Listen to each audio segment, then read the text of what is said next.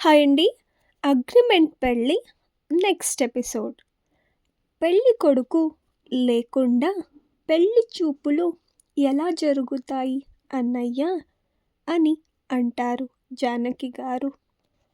అప్పుడు పాటిల్ గారు, సరే సరే, నువ్వు త్వరగా అంతా రెడీ చేసుకో, మేము కూడా అంతా రెడీ త్వరగా చేసుకుంటాం అని అంటూ కాల్ని కట్ చేస్తారు. అప్పుడు జానకి గారు అర్జున్కి కాల్ చేసి ఎక్కడ అని అడిగితే, మేము ఆల్రెడీ బయలుదేరాం అని అర్జున్ అంటాడు.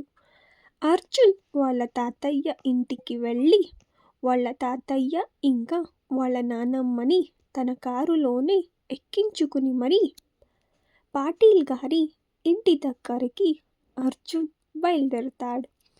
అప్పుడు అంజలి తన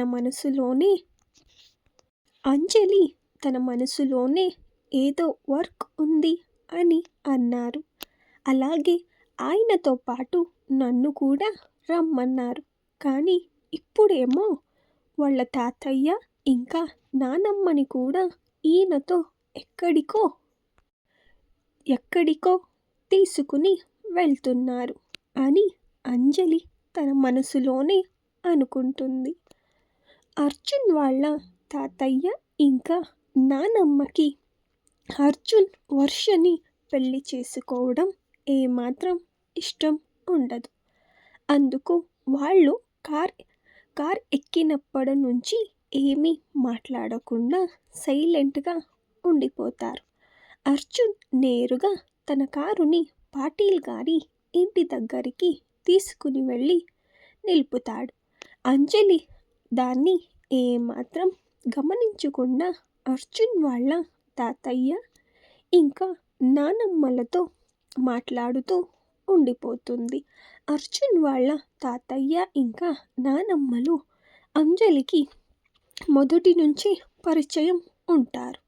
అర్జున్ నేరుగా తన కారుని పాటిల్ గారి ఇంటి దగ్గరికి తీసుకుని వెళ్ళి నిలిపిన అంజలి దాన్ని ఏమాత్రం గమనించకుండా అర్జున్ వాళ్ళ తాతయ్యతో మాట్లాడుతూ ఉండడం వల్ల ఆమె ఏమాత్రం గమనించదు.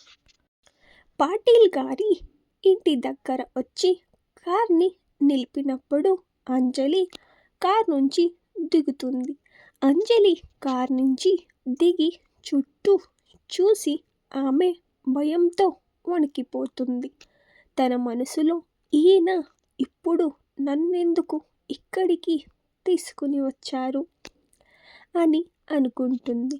అలాగే ఆ పాటిల్ గారిని చూస్తేనే నాకు చిరాకు. ఆయన కూతురు వయసు ఉన్న నన్ను ఆయన చూపే నాకు నచ్చదు.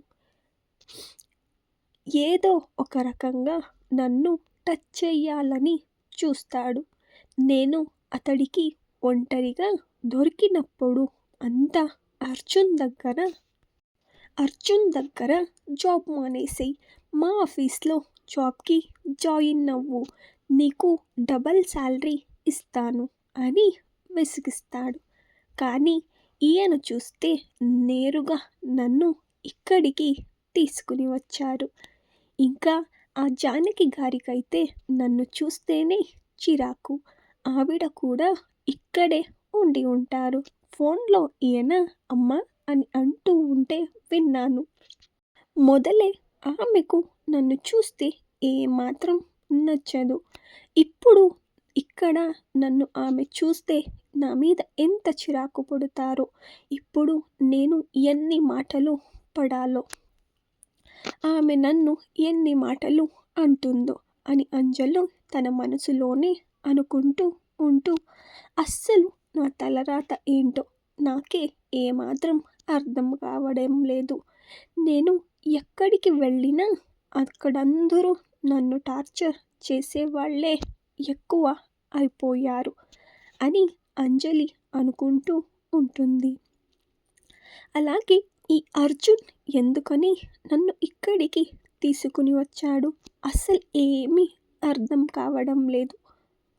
ఒకవేళ ఏమైనా వర్షాని పెళ్లి చూపులు ఏమైనా చూడడానికి వచ్చారా అని అంజలి అనుకుంటూ ఉండగా అర్జున్ అంజలిని చూస్తూ, ఏంటి అలా ఆలోచిస్తూ అక్కడే నిలబడ్డావు, లోపలికి పద అని అర్జున్ గంభీరంగా అనగానే అంజలి నేరుగా ఇంటి లోపలికి వెళ్ళిపోతుంది. అందరూ ఇంటి లోపలికి వెళ్ళగానే పాటిల్ గారు వాళ్ళందరినీ చూసి చాలా హ్యాపీగా అందరినీ రిసీవ్ చేసుకుంటారు. అలాగే అర్జున్ వాళ్ళ తాతయ్య ఇంకా నానమ్మలని అక్కడున్న సోఫాలో కూర్చోమని పాటిల్ గారు వచ్చి అర్జున్ని హగ్ చేసుకుని, నువ్వు నా కూతురిని పెళ్లి చేసుకోవడానికి ఒప్పుకున్నందుకు నాకు చాలా సంతోషముగా ఉంది అని అంటారు. అలాగే నువ్వు ఈ పెళ్ళికి ఒప్పుకుంటావని నేను ఇప్పటికీ కూడా అస్సలు నమ్మలేకపోతున్నాను అని అర్జున్తో అంటారు. ఆ పాటిల్ గారి మాటలకి అర్జున్ తన మనసులో, ఇక ముందు ముందు నేను చేయబోయే దాన్ని కూడా మీరు ఏమాత్రం నమ్మలేరు అని అనుకుంటూ ఒక స్మైల్ ఇస్తాడు. అలాగే పాటిల్ గారిని చూస్తూ, అంత ఆనందపడిపోకండి, ఈ ఆనందం మీరు తట్టుకోలేక మీకు హార్ట్ అటాక్ ఏమైనా వచ్చేస్తే ఎలా అని ఒక నవ్వు నవ్వుతాడు అర్జున్. అప్పుడు పాటిల్ గారు అర్జున్ తనని ఆట పట్టిస్తున్నాడా లేదా వెటకారం చేస్తున్నాడా తెలియక ఆలోచిస్తూ ఉంటారు.